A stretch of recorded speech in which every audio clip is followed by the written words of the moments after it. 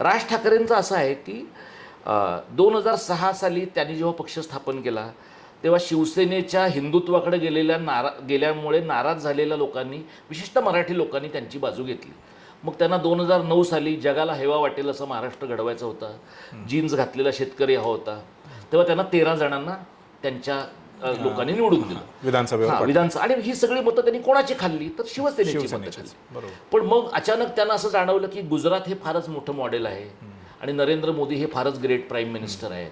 पण हा सगळा नरेंद्र मोदींच्या व्यापक PR एक्झरसाईजचा भाग होता हे त्यांच्यासारख्या शहाण्या माणसाला कळलं नसेल याच्यावर माझा विश्वास बसत नाही. म्हणजे त्यांनी स्वतःला हे कन्व्हिन्स केलेलं आहे स्वतःच्या राजकीय हितासाठी की बाबा हे मॉडेल फक्त मोदींच्या उपयोगाचं आहे असं नाही तर आपल्या पण उपयोगाचं आहे. मग 2014 साली त्यांची भूमिका बदलली आणि ते मोदीवादी झाले. 2019 साली त्यांनी जी भूमिका घेतलेली आहे ती मला अतिशय महत्त्वाची, त्यांची जी लाव रे तो व्हिडिओची भूमिका आहे आणि मोदी शहा यांच्या राजवटीचं पूर्ण वस्त्रहरण करण्याचं जे काम त्यांनी केलं तेवढ्या ताकदीचं काम मवियाच्या लोकांनी पण केलेलं नाही. बरोबर. पण मग काय घडलं 2019 ते 24च्या दरम्यान हे म्हणजे ज्याला आपण राज ठाकरे सांगू शकतील. हा राज ठाकरे सांगू शकतील किंवा लोक बोलतातच ना. राज ठाकरे सांगतील ते सांगणार नाही पण लोक बोलतात. पण मग मधल्या काळात तुम्हाला शेतकऱ्यांच्या पेक्षा आणि हेवा वाटायला हव्या अशा महाराष्ट्राच्या पेक्षा मशिदीवरचे भोंगे महत्वाचे वाटायला लागले. तिकडे ते नमाज पडतात तर आम्ही हनुमान चालीसा म्हणणार आहोत असं म्हणायला लागलं. आणि ज्या गायपट्ट्यातल्या राजकारणाच्या विरोधात तुम्ही शड्डू ठोकलात आणि राजकारण केलं त्या गायपट्ट्यातल्या हिंदुत्ववादी राजकारणाचे तुम्ही उपग्रह झालात, सॅटेलाइट झालात. आणि म्हणून मग तुम्ही लोकसभेला सांगितलं की माझा मोदींसाठी बिनशर्त पाठिंबा आहे. आणि तो बिनशर्त पाठिंबा आहे म्हणजे काय, तुम्ही कुठेही माणसं उभी केली नाहीत. आणि त्याच वेळेला तुम्ही श्रीकांत शिंदेंचा प्रचार केलात, तुम्ही पुण्यामध्ये जाऊन मुरलीधर मोहोळांचा प्रचार केलात, अनेक मंडळींचा तुम्ही प्रचार केला. आणि शिवाजी पार्कवरच्या सभेमध्ये मराठी भाषेला अभिजात भाषेचा दर्जा द्या अशा प्रकारची मागण्या केल्या. तर आता जेव्हा मोदींनी अंतिमतः मराठी भाषेला अभिजात भाषेचा दर्जा दिला तेव्हा मनसेच्या मंडळींनी होर्डिंग लावलेत की राजसाहेबांनी केलेल्या मागणीमुळे हे झालंय. ज्यांना मोदी आणि शहा यांचं राजकारण थोडंफार माहीत आहे त्यांना हे कळेल की त्या दोघांच्या मनात असल्याशिवाय ते काही करणार नाही. त्यामुळे राज ठाकरेंनी शिवाजी पार्कवरनं मागणी केली असती किंवा लाल किल्ल्यावरनं मागणी केली असती तरीही मोदींनी ते केलं नसतं.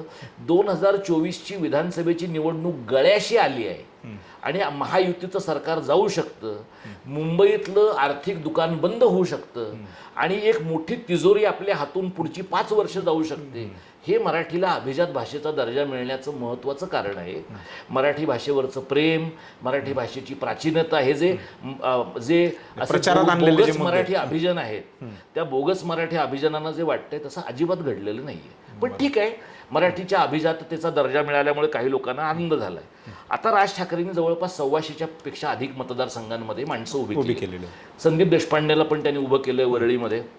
जो माणूस दादरच्या बाहेर कधी गेलेला नाही त्याच्या स्वतःच्या पक्षाच्या कामासाठी, त्याला तुम्ही केवळ आदित्य ठाकरेंना डॅमेज करायचं हे ठीक आहे, तुम्हाला निवडणुकीमध्ये कुणालाही डॅमेज करण्याचा अधिकार आहे. तसं सदा सरवणकरांना पण तुमच्या मुलाला डॅमेज करण्याचा अधिकार आहे. आणि मग एका टप्प्याला तिरंगी लढत होऊन अमित ठाकरेंनी जिंकावं की तिरंगी लढत होऊन आदित्य ठाकरेंनी जिंकावं. म्हणजे मला असं वाटतं की आपल्याकडे जी धनदांडगी सगळी राजकीय घराणी आहेत त्या सगळ्या घराण्यांमधलं जे क्विडप्रोको आहे, देवाणघेवाण आहे की तुझ्या मुलाला मी जिल्हा परिषदेत मदत करतो मग मला तू पंचायत समितीत कर, तुला मी विधानसभेत करतो मग तुम्हाला विधान परिषदेत कर, तुला मी लोकसभेत करतो तुम्हाला राज्यसभेत कर, ही सरंजामांची जी देवाणघेवाण आहे ना ही लोकशाहीच्या विरोधातली आहे. त्यामुळे अमित ठाकरेंनी निवडणूक लढवून जिंकलं पाहिजे. आदित्य ठाकरेंनी निवडणूक लढवून पुन्हा दुसऱ्यांदा जिंकलं पाहिजे. जे जर पार्थ पवार निवडणुकीत हरू शकतो, सुनेत्रा पवार निवडणुकीमध्ये पराभूत होऊ शकतात, तर बाकी सगळ्याच मंडळींना तो न्याय लागू व्हायला पाहिजे. त्यामुळे आता मला असं दिसतं की राज ठाकरेंचं काय टार्गेट आहे तर मवियाचं नुकसान करणं हे त्यांचं मुख्य टार्गेट आहे. कालचं त्यांची पहिली भाषण जर पण तुम्हाला असं खरंच वाटतं की मवियाचं नुकसान होईल? कारण त्यांनी जे मुद्दे उचललेत, हिंदुत्वाचा खास करून जो मुद्दा आहे, मला त्याला घेऊन पण 1-2 प्रश्न. एक तर हा प्रश्न की हिंदुत्वाच्या मुद्द्यावरून ते BJPची मतं कापणार, कट करणार हे मला दिसतंय, त्यावर तुम्ही तुमचं मत सांगा. दुसरा माझा प्रश्न हा आहे की शिवसेना म्हणजे उद्धव ठाकरे काँग्रेस आणि राष्ट्रवादी सोबत गेल्यामुळे जो नाराज कट्टर हिंदुत्ववादी ज्याला आपण म्हणतो जो मतदार आहे शिवसेनेचा, तो नाराज झाला आणि मग तिथे व्हॅक्यूम जो झाला निर्माण शिवसेनेच्या मतांमध्ये, तो व्हॅक्यूम किंवा ती जागा भरून काढण्यासाठी मग राज ठाकरेंनी ते भगवा वस्त्र अंगावर घेणं आणि मग मशिदींचा भोंग्यांचा मुद्दा तो त्या पिरियडमधला घेतलेला आहे. मग तो त्यासाठीच घेतला की त्याच्या मागे वेगळं काय दिसतंय? तुम्ही जर म्हणलात ना की मवियाचं नुकसान होईल का, तर मवियाचं नुकसान कशावर अवलंबून आहे की जो कोणी मवियाचा उमेदवार आहे, अधिकृत उमेदवार त्या मतदारसंघामधला, त्याच्याबद्दलचा अँटी इन्कम्बन्सी फॅक्टर काय, मग तो दुसऱ्यांदा आलाय, तिसऱ्यांदा आलाय. आणि मवियामधले जे घटक पक्ष आहेत, म्हणजे समजा उद्धव ठाकरेंच्या पक्षाला तिकीट मिळालं असेल तर पवारांच्या गटातले लोक काय करतायत, काँग्रेसमधले लोक काय करतात, किंवा अगदी काँग्रेसमधल्या सुद्धा बाळासाहेब थोरातांच्या माणसाला तिकीट मिळालं असेल तर नाना पटोलेंचं लोक काय करतात, हे लक्षात घेतलं तर राज ठाकरेंची डॅमेज करण्याची क्षमता आपल्याला लक्षात येईल.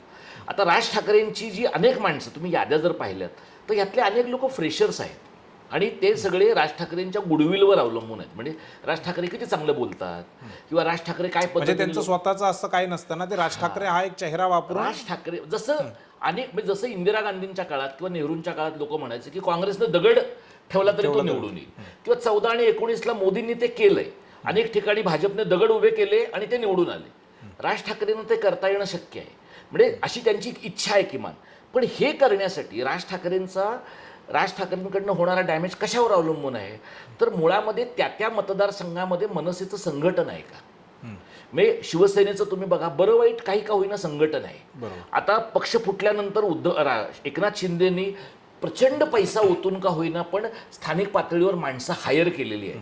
काँग्रेसचं अगदी निवडणूक चालणारं का होईना पण एक संघटन आहे. शरद पवारांचं तशा प्रकारचं संघटन. मनसे हा इतका प्रासंगिक पक्ष आहे आणि त्याच्यामुळे तुम्हाला 2 निवडणुकांच्या मध्ये तुम्ही जर तुमच्या कार्यकर्त्यांना ॲक्टिव्ह ठेवलं नाहीत, कारण तुम्ही एखाद्या तालुक्याच्या ठिकाणी भोंग्याच्या जीवावर मतं नाही मिळवू शकत. बरोबर, सर्वच ठिकाणचा मुद्दा नाही. तालुक्याच्या ठिकाणी तुम्हाला सोयाबीनच्या प्रश्नावर बोलायला पाहिजे, तालुक्याच्या ठिकाणी तुम्हाला ऊसाचा दर काय दिला ह्याच्यावर बोललं पाहिजे. तर या प्रश्नांच्या बद्दल मला असं वाटतं की राज ठाकरे बोलताना दिसत नाही. म्हणजे कालचं जर तुम्ही त्यांची उद्घाटनाची भाषणं हा जर काही एक इंडिकेटर आहे असं आपण म्हटलं तर ते महाराष्ट्रातलं जातीचं राजकारण पवारांनी सुरू केलं, फोडाफोडीचं राजकारण पवारांनी सुरू केलं असं ते म्हणतात. फोडाफोडीचं राजकारण शरद पवारांच्या खूप आधी सुरू झालं आणि ते देश पातळीवर आहे. त्यामुळे पक्ष आहे तिथे पक्षांतर आहे, पक्ष आहे तिथे पक्ष फुटणं आहे. फक्त महाराष्ट्रातल्या पक्षफुटीतली वल्गर गोष्ट काय आहे तर निवडणूक आयोगाच्या आणि ईडी आणि इतर केंद्रातल्या सत्तेच्या मदतीने पक्षही उचलून न्यायचा, माणसंही गायब करायची आणि चिन्हही गायब करायचं, हा त्यातला लेटेस्ट भाग आहे. त्यामुळे अपडेटेड व्हर्जन आहे. त्यामुळे जे शरद पवारांनी केलं त्याच्या कमालीच्या पुढचं पाऊल उचलून भारतीय जनता पक्षाने केलंय. पण आता जर राज ठाकरे आग्रहाने शरद पवारांच्या बद्दल बोलत असतील तर शरद पवारांना डॅमेज करणं हा त्यांच्या कार्यपद्धतीचा एक भाग आहे असं आपण म्हणू. आणि एका बाजूने दाखवून देणं की आम्ही महाविकास आघाडीला डॅमेज करतो, म्हणजे आम्ही बीजेपी किंवा महायुतीच्या बाजूने. पण मला असं वाटतं की गेल्या 5 वर्षातली त्यांची विश्वासार्हता ज्या पद्धतीनं कमी झाली आहे, त्यांनी स्वतःच्या हाताने ती गमावलेली आहे. हाताने त्यांनी ती गमावली आहे, लोकांच्या मध्ये न जाण्यानं ती गमावली आहे आणि असं अळवावरच्या पाण्याचं संघटन असल्यासारखं त्यांनी वापरल्यामुळे ती गमावली आहे. मला असं वाटतं की त्यांचा हेतू त्यांच्या पक्षाच्या दृष्टीनं चांगला असेलही, पण जितक्या ठिकाणी मवियाला डॅमेज करण्याचं काम त्यांनी करावं अशी महायुतीची आणि विशेषतः भाजपची अपेक्षा असेल तेवढं सुद्धा ते डॅमेज करू शकतील असं मला वाटत नाही. आणि त्यांनी जर ते डॅमेज केलं नाही तर निवडणुकीनंतरच्या राजकारणातली त्यांची किंमत तेवढी कमी होणार आहे. उद्या जर महायुती, त्यांनी तर असं म्हटलंय की बीजेपीचा मुख्यमंत्री होणार आणि मनसे जे आहे ते सत्तेत येणार म्हणून, म्हणजे त्या कोणत्या तरी आधारावरतीच किंवा बीजेपीकडून त्यांना तसा शब्द दिल्यानंतरच त्यांनी असे काही विधानं केलीत असं वाटत नाही का? म्हणजे मला असं वाटतं का त्यांच्याबद्दल पूर्ण आदर बाळगून सुद्धा की हे विशफुल थिंकिंग आहे. भाजपचा मुख्यमंत्री होईल की नाही हा दुसरा भाग आहे. ते महायुतीतले जे आताचे 3 घटक पक्ष आहेत, विशेषतः 2 घटक पक्ष म्हणजे शिंदेचा पक्ष आणि फडणवीस, हे लोक एकमेकांना किती कापतायत. कारण आता ते वरून एकमेकांचे मित्र दिसतात, पण आता खरी लढाई त्या दोघांमध्ये आहे महायुतीमध्ये. त्यामुळे हे दोघं एकमेकांना किती कापतात ह्याच्यावर माहीमच्या याच्यावरून ते अंतर्गत राजकारण त्यांचं समोर आलेलं पण आहे. म्हणजे आणि एकनाथ शिंदेनी जी काही छोटीशी त्यांची प्रतिक्रिया दिली त्याच्यामध्ये ते असं म्हणाले की त्यांनी परस्पर उमेदवार उभे केले. राज ठाकरेंनी. मग त्यांनी जर परस्पर शिंद्यांना जिथे इंटरेस्ट आहे किंवा शिंद्यांना जिथे यशाची शक्यता आहे अशा मतदारसंघामध्ये उमेदवार उभे नसते केले तर कदाचित सदा सरवणकरांच्या मतदारसंघावर तडजोड झाली पण असते. आणि दुसरं मला असं वाटतं की Eknath Shinde, Ajit Pawar, for that matter even Sharad Pawar सुद्धा हे आपल्या इगोला आपल्या राजकीय प्रवासामध्ये फार आड न येऊ देणारे लोक आहेत. म्हणजे राज ठाकरेंनी समजा जर काल सदा सरवणकरांची भेट घेतली असती, वेळ दिला असता, त्यांना अगदी 5 मिनिटं वेळ देऊन जे त्यांना सांगायचं आहे तेच त्यांना आज सांगितलं असतं तरी सदा सरवणकर हा फक्त आमदार आहे. असू देत ते सिद्धिविनायक ट्रस्टचे अध्यक्ष आणि राज्यमंत्री पदाचा त्याला दर्जा आता त्यांना बनवलं, ते आपल्याला माहिती आहे त्याचं खरं स्वरूप काय आहे. पण राज ठाकरेंनी त्यांना बसवून जर सांगितलं असतं की तुमची सोय करण्याचं काहीतरी ठरलेलं आहे तर मला असं वाटतं की सदा सरवणकरांना सुद्धा एक सेफ पॅसेज मिळाला असता. म्हणजे राज ठाकरेंनीच कशाला, जर शिंदे हे मुख्यमंत्री आहेत आणि शिंदेंनी जर जोर देऊन सदा सरवणकरांना सांगितलं असतं की मागे घ्याच तर त्यांना ती मागे घ्यावीच लागली. म्हणजे असं तुम्हाला दिसेल की म्हणजे यावरून असं दिसतंय की शिंदेंनाच ती जागा मागे घ्यायची नाही, सोडायची नाही. म्हणजे प्रसाद लाड, प्रवीण दरेकर, आशिष शेलार हे सगळे लोक असं म्हणतायत की आम्हाला अमित ठाकरेंना पाठिंबा द्यायचा आहे. इव्हन केसरकर देखील म्हणाले, बाकी सगळे लोक म्हणतायत. पण तुमचा उमेदवार म्हणत नाही आणि तुमचा उमेदवार हा 3 टाइम सिटिंग MLA आहे तिथला. बरोबर. आणि तेच नाही, त्यांचा मुलगा आहे ना पुढे, त्यांना त्यांच्या मुलाला करिअर करून द्यायचं आहे. एकदा का तो मतदारसंघ अमित ठाकरेंना गेला तो कायम तो सोडावाच लागणार आणि त्यांच्या कुटुंबाच्या करिअरचा बाजार उठल्याच जमाय. बरोबर. त्याच्यापेक्षा समजा ह्या मतदारसंघामध्ये असं आपण धरू की महेश सावंत निवडून आले तर सदा सरवणकरांना फार दुःख नाही होणार कारण सदा सरवणकरांना माहिती पुढच्या वेळेला आपला मुलगा त्याला पाडू शकेल. बरोबर. पण अमित ठाकरे जर तिथे निवडून आले तर अमित ठाकरेंना असलेलं कुटुंबाचं वलय लक्षात घेता त्यांचं संस्थान उखडून टाकणं सदा सरवणकरांच्या अखत्यारीतलं नाहीये. बरोबर. त्यामुळे मला असं वाटतं की राज ठाकरेंना माहीत आहे ते आता एवढे मोठे नेते आहेत पण त्यांनी हा निर्णय किंवा हा विचार त्यांनी केला असेल की बाळा नांदगावकर, अविनाश जाधव आणि अमित ठाकरे आणि राजू रतन पाटील हे असे 4-5 मतदारसंघच आपल्याला टिकवायचे आहेत आणि उरलेल्या ठिकाणी आपल्याला उमेदवार तर दिलेला आहे पण आपला उमेदवार सायलेंट राहणार आहे. किंवा आता ते म्हणालेत की मी महाराष्ट्रात ठिकठिकाणी जाणार आहे तर ते महाराष्ट्रात ठिकठिकाणी जातील पण प्रत्यक्ष व्यासपीठावरनं दिल्या जाणाऱ्या मेसेज इतकंच 2 सभांच्या मधला केडरला जाणारा मेसेज काय आहे हे पण महत्वाचं आहे. त्यामुळे मला असं दिसतं की आत्ताच्या घडीला राज ठाकरेंची भूमिका ही मवियाचं नुकसान करणं ही तर आहेच पण त्याबरोबरीने भारतीय जनता पक्षाचा जिथे फायदा होईल तिथे त्यांना मदत करणं आणि मग त्या मतदारसंघांमध्ये जर त्यांचा उमेदवार असेल त्याच्याबद्दल थोडं क्लाउट असेल तर राज ठाकरे त्या वेळेला वेगळी भूमिका घेतील आणि मला असं व्यक्तिशः वाटत नाही की त्यांचा पक्ष 2 आकडी संख्या गाठेल. मला असं वाटत नाही. म्हणजे जागा आल्याच तर मुंबईतल्या असं मला वाटतं आणि याचं कारण असं आहे की मध्ये तुम्ही 5 वर्ष संघटनासाठी तुम्हाला जे करावं लागतं म्हणजे तुम्ही शरद पवारांचं बघितलं तर तुम्हाला असं दिसतं की मधल्या काळात त्यांनी निवडणुका देखील लढवल्या नाहीत. म्हणजे राजकीय संघटन वाढण्यासाठी निवडणूक हे एक माध्यम आहे. शरद पवारांचा पक्ष फुटला लोकांच्या मनात सदैव शंका आतापर्यंतही लोकांच्या मनात शंका होत्या की खरंच पक्ष फुटलाय का पवारांनीच तिकडे पाठवलंय.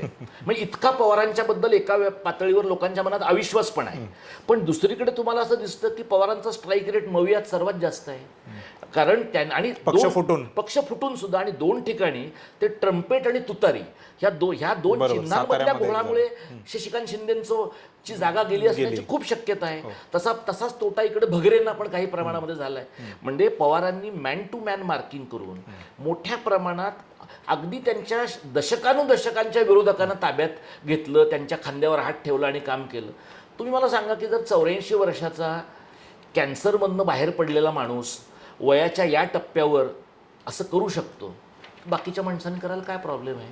म्हणजे तुम्ही महाराष्ट्रामध्ये राहून सुशेगाद राजकारण करू शकत नाही. हे काही गोवा नाही. तुम्हाला महाराष्ट्रामध्ये राजकारण 24/7 केलं पाहिजे. म्हणजे अगदी फडणवीस ते करतात ना. म्हणजे राज ठाकरेंचे जे अगदी जवळचे मित्र आहेत असं आपण म्हणू ते फडणवीस तुम्हाला करताना दिसतात. ते चांगलं का वाईट हा मुद्दा राजकारणामध्ये चांगलं आणि वाईट काही नाहीच. नैतिक अनैतिक जे आहे ते न नैतिक आहे हे आपण मान्य करूया पण फडणवीस ते करतात.